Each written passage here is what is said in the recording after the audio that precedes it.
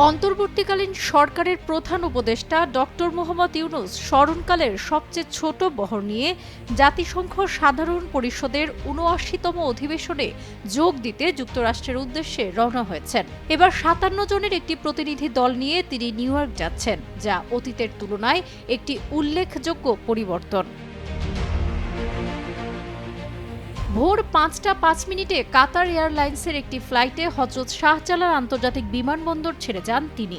৫ই অগাস্ট ছাত্র জনতার রক্তাক্ত অভ্যুত্থানের মধ্য দিয়ে শেখ হাসিনার স্বৈর শাসনের পতন ও পলায়নের পর গঠিত অন্তর্বর্তী সরকারের প্রধান হিসেবে নোবেল বিজয়ী অর্থনীতিবিদ ডক্টর মোহাম্মদ ইউনূসের এটাই প্রথম বিদেশ সফর। জাতিসংঘ সাধারণ পরিষদের ৭৯তম অধিবেশনে তিনি ২৭ সেপ্টেম্বর বক্তৃতা করার কথা রয়েছে। ২৪শে সেপ্টেম্বর জাতিসংঘ ভবনে মার্কিন প্রেসিডেন্ট জো বাইডেনের সঙ্গে প্রধান উপদেষ্টার গুরুত্বপূর্ণ বৈঠক হবে। এজন্য পূর্ব প্রস্তাবিত ২৪শে সেপ্টেম্বরের বদলে ২৩শে সেপ্টেম্বর প্রধান উপদেষ্টা নিউ ইয়র্ক পৌঁছাবেন। প্রধান উপদেষ্টা ডক্টর মোহাম্মদ ইউনূসের সফর সঙ্গী পররাষ্ট্র উপদেষ্টা তৌহিদ হোসেন ও ভারতের বিদেশমন্ত্রী ডক্টর এস জয়শঙ্করের মধ্যকার বাংলাদেশ ভারত বৈঠক হওয়ার কথা রয়েছে।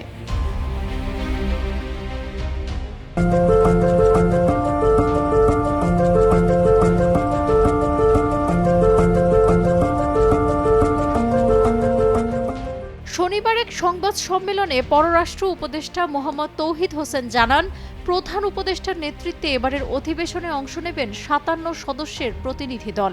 এর আগে স্বাভাবিক সময়ে প্রতিনিধি দলের সংখ্যা ছিল ৩৪৪, ৩৩৫, এটা ছিল ৭৩ ও ৭৪তম অধিবেশনে।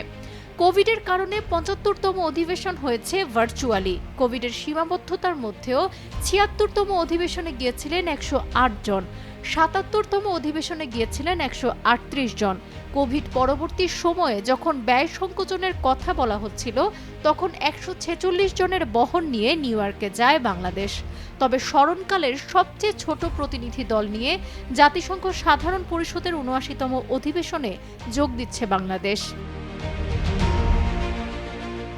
এছাড়া সাধারণ পরিষদের অধিবেশনের ফাঁকে বিশ্বের বেশ কয়েকটি দেশের শীর্ষ নেতাদের সঙ্গে প্রধান উপদেষ্টার সৌজন্য সাক্ষাতের কথা রয়েছে।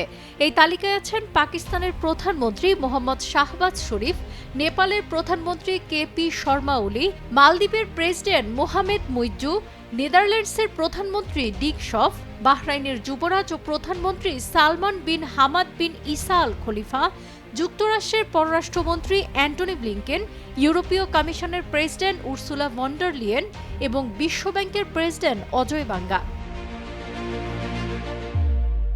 পাশাপাশি জাতিসংঘের মহাসচিব অ্যান্টোনিও গুতেরেস, জাতিসংঘের মানবাধিকার বিষয়ক হাই কমিশনার ভলকার টার্ক, জাতিসংঘের শরণার্থী বিষয়ক কমিশনার ফিলিপ্পো গ্র্যান্ডি সহ জাতিসংঘের বেশ কয়েকটি সংস্থার প্রধানেরা বাংলাদেশের অন্তর্বর্তী সরকারের প্রধান উপদেষ্টার সঙ্গে দেখা করবেন।